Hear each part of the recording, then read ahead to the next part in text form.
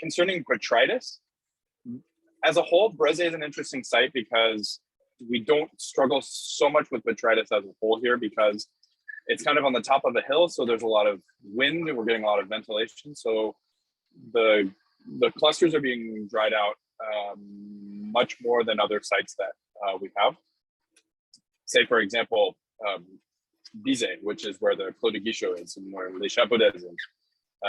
And we're on that site, it's a little bit lower, kind of in a valley. And so it's definitely much more sensitive to Botrytis. Well as in the top of the Brezé, because we have more sand-based soils, there's a better drainage also in the soil. So the humidity goes down much quicker. My site is a little bit more susceptible to Botrytis because there is more clay content. So, but other than that, I wouldn't say that there's a big difference. We haven't touched on this question of vigor and the vegetal material that we're working with that will definitely favor Botrytis and specific types of Botrytis. So I have 2 hectares of young vine Chenin that I was given kind of a free card to be able to plant how I wanted with the vegetal material that I wanted.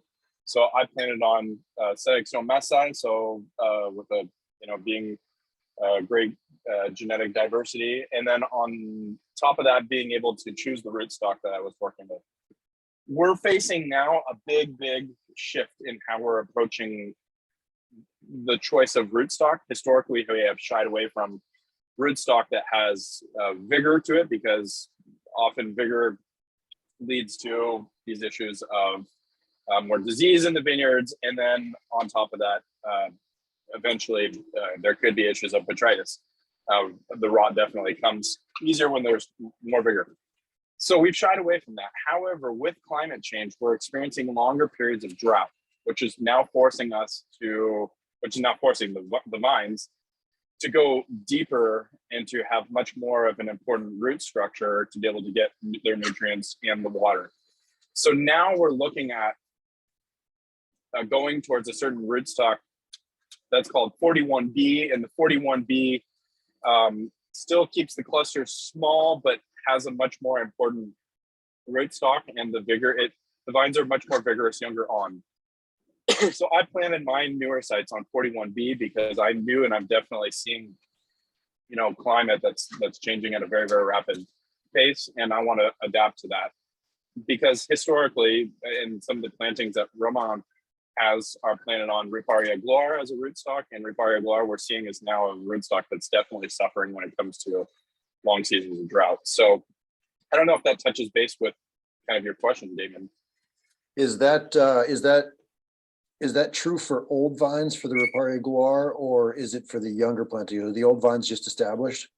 Okay, so yeah, the old vines are established. Roman and I, we joke about it because our old vines are like Swiss watches in the sense that they just don't move. In terms of the ripening, it's always in the middle of harvest that we're picking our old vines. The ripening always comes really, really slow. There's no spike in the sugar content that is going to explode. The acidity is always very present, very balanced with that sugar content. And so whether, some of the old vines, even though some of the old vines that I have in Brezé that go into my bottling in Brezé, they're on, I actually don't know the rootstock because the vines are too old and there's no documentation from the land, the owner of the land that I lease from. So I don't know, but a lot of even Romain's old vines that were some being planted on Riparia Gloire, we see no change in, and even the ones that have higher vigor, no change as well. I mean, when it comes to drought, old vines definitely are kind of our, reference point in terms of,